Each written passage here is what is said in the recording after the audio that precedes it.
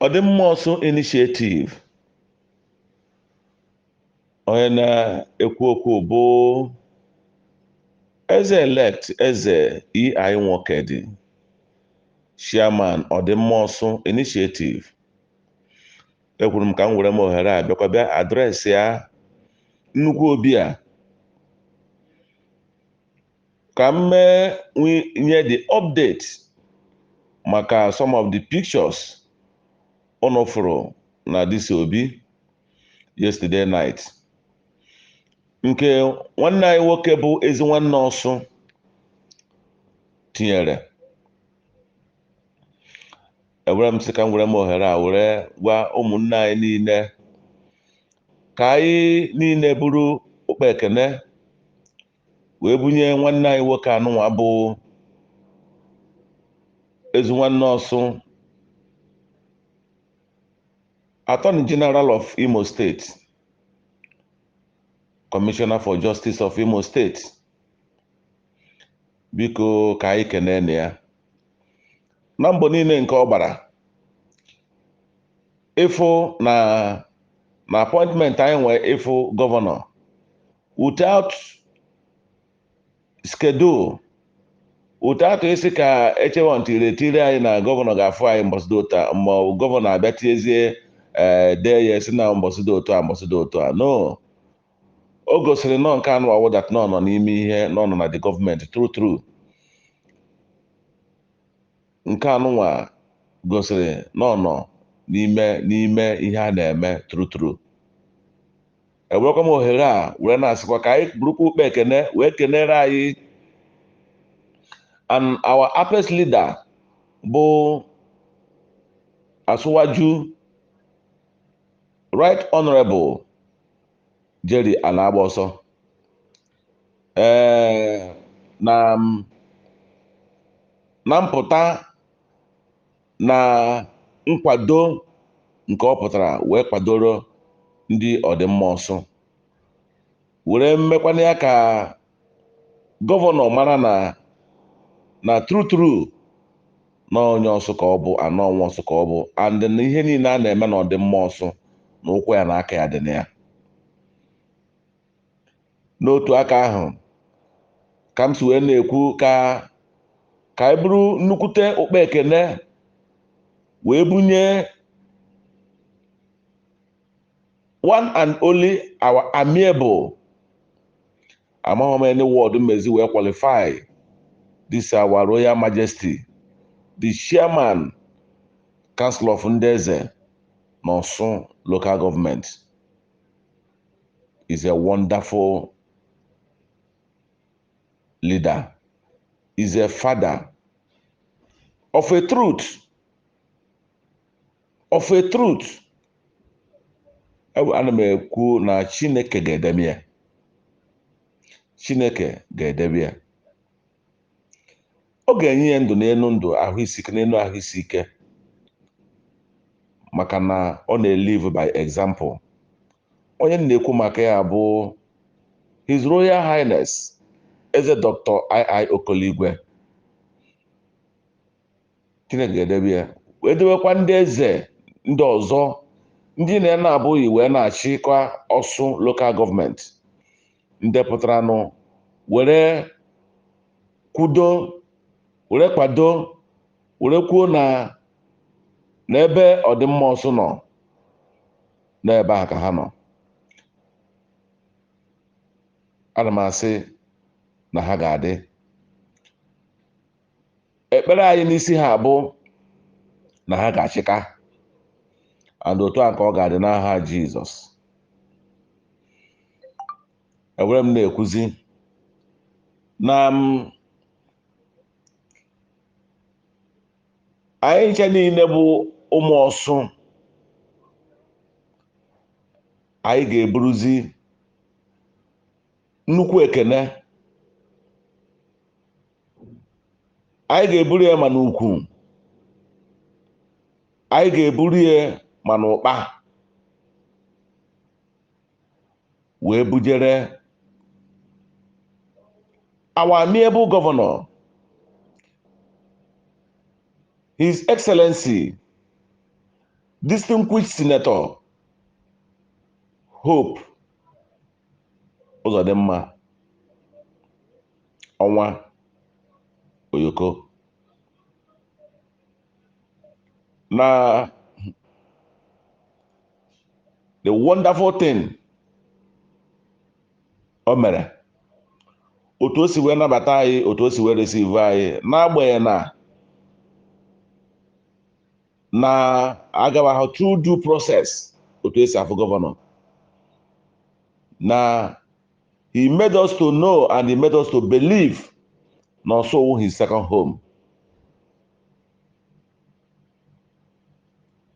The way o siri wee nye this very express approval for the executive of Uzodimma also, and not only for anyị,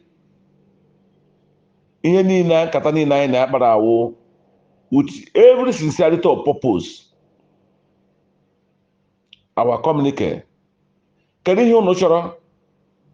Anyị chọrọ amnesty. It is done. Gwanụ ụmụ anyị, ụmụnne anyị, agbata obi anyị, ikwu na ibe anyị, n'ihi na ha ma na ya nwere onwe onye ma na ụfọdụ n'ime ha abalị ya site n'egwu, ụfọdụ n'ime ha abalị ya n'ihi na ha amaghị ha na-aba, na hapụta na under his leadership as a governor of this state, na that amnesty na ya grantịrị ya. Enwe ndị need rehabilitation, na his government will take care of it. Mana ihe anyị ga-ama abụ na ọ bụkwa ihe wụ na ka ọ dịrịzie gaba. Ihe anụnwa wụ ihe nwere a time bound, which all of us ma na from all sent nji wee na-ekwu okwu a na n'ọkwa 2 weeks onye ọnwụna nwere opportunity a, onye misuse this opportunity, go back to amnesty committee now and submit your name. Go back to amnesty committee of Uzodimma also and submit your name and surrender. Go back to amnesty committee for the third time. Amakwa m ihe nji na-ekwu okwu a. Ama m ihe nji ekwu okwu a. Ihe nji ekwu okwu a wụ ka mmadụ hapụ ime ọ dị echi asị were na-egbusi youth, were na-egbusi youth ọsụ na were na-egbusi youth. Ọkwa ka nji were na-ekwu okwu a na-ekwu now. My brother will go. I will see you guys later. Ka ọ ghara ịwụ tomorrow a na-ekwu sị na-egbusi youth ọsụ, nọ youth ka a na-egbu. Onye ọbụla burukwa dịsi ozi wee gakwa na ogbe ha, community ha, villages ha dị iche iche. Onye ọbụla nwere opportunity now for the next 2 weeks to surrender. Go to amnesty committee and surrender. Put down your names and put down your guns. There your phone number there. Everything you will kwesịrị ime now, go and do it through our amnesty committee. I said it now, and I'm still saying it again and again. I beg all of us, ndị niile nwere nwanne nọ n'ime ihe a, ndị niile nwere enyi nọ n'ime ihe a, ndị niile nwere ikwu nọ n'ime ihe a, gaanụ gwa ha na enwego an authentic window of 2 weeks to surrender. If you fail to surrender, Don't say na na-ebusikwa youth also onye ekwukwa na ekwu.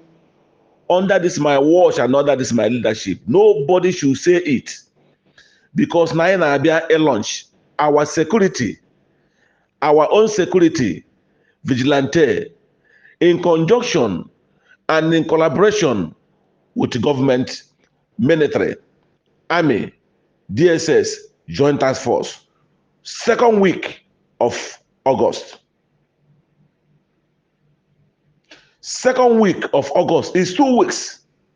Not that all na abịa launch ya iwe bedozie bịa sị achọrọ m iche ana m echegharị achọrọ m ichegharị.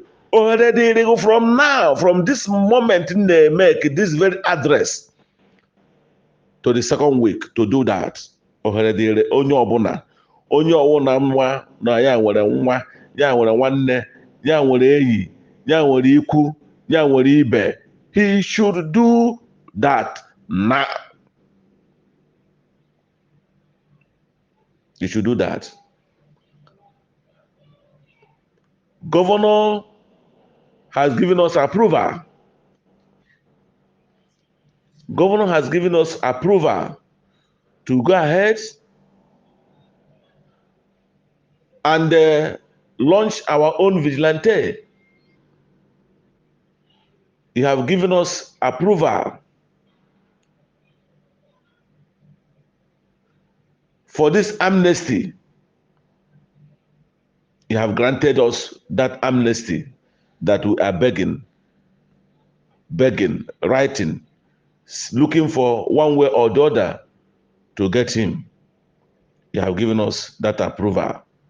Please, ana m arịọ mmadụ niile, ndị nwere ikwu na ibe, ndị nwere enyi, ndị nwere nwanne nọ n'ime ihe a, ohere dịrị ha for between today and the second week of August before Ayala launch this thing. Ekwukwana m ya, as a responsible chairman, ka mmadụ hapụkwa isi echi niile asị na Hope Uzodimma na gọvanọ Hope Uzodimma na ọbịago na bịa na-egbusisi ndị youth also. Nobody should say that because mmadụ a na-afụchakwa ara je na-aṅụ akpụ. Mmadụ a na-afụchakwa ara ga na-aṅụ akpụ. Onye ga-abịakwa kịta asị na otu anụ ORSU local gọọmenti dị ya mma. Onye apụtakwa kịta abịa kwuo ya. Anybody ga-abịa kịta na ndị otu ORSU local gọọmenti dị now. ORSU local gọọmenti otu iri anyị niile dị si wee na-erusi ahịa, otu the level of collateral damages, primary schools, health centers, ihe niile wu ihe anyị nwere, houses ndị mmadụ, markets dị na ORSU local government. Onye ya apụta kịta kwuo na ihe niile ndị ahụ dị ya mma, ya apụta kịta bịa kwuo ya ka anyị mara otu o si wee dị mma. Let nobody come out tomorrow. I repeat it. Let nobody come out tomorrow. Were na-asị na na-egbusi youth also. Isi na ịmara na ịbụ a youth. Disease from this very nonsense. Disease from this very act. Kịta bugbuo. Enwego a window to repent and to receive you and to be forgiven. Enwego for 2 weeks from now to 2 weeks. So ana m ekene mmadụ niile na ndọrọ ukwu unu na nkwado unu niile, ana m ekene unu wee na-asị ihe dịka unu akọkwana m, wee na-ayọ mmadụ niile nọ n'ime obi a, ndị niile fụrụ ORSU local government n'anya, ndị niile belivuru na ORSU local government na-enidiri ka reclaim ya. Let everybody go back to their zone from now.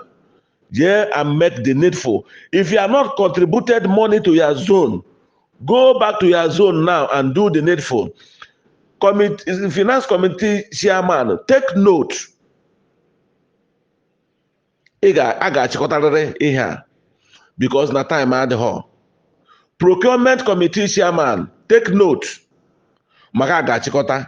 Amnesty committee chairman, take note maka receive ndị niile bịaranụ submit their name so that ka enwee ike ime the needful nye the recommendation to the chairman of the mosque so that the mosque will now, in collaboration with the Imo State government, yenda appropriate amnesty program and otu o kwesịrị na ọ ga-esi wee dị so that ka ọ ghara ewu tomorrow and say that na amnesty enyere na onwere onye enyere onwe onye mere nke amekwa ibie. No. So in ọdịmma ọsụ through the amnesty committee we do the needful fụkwa that na onye ọbụla dipentịrịnụ isi aga awe ahụ ọka aga no nothing ụkpara ha ga-eme onye ahụ ga-adị completely forgiven. Ana m asị ka udo nke Chineke na-enye dịrị mmadụ niile site n'aha nke Nna na nke Ọkpara na nke Mmụọ Nsọ. Amen.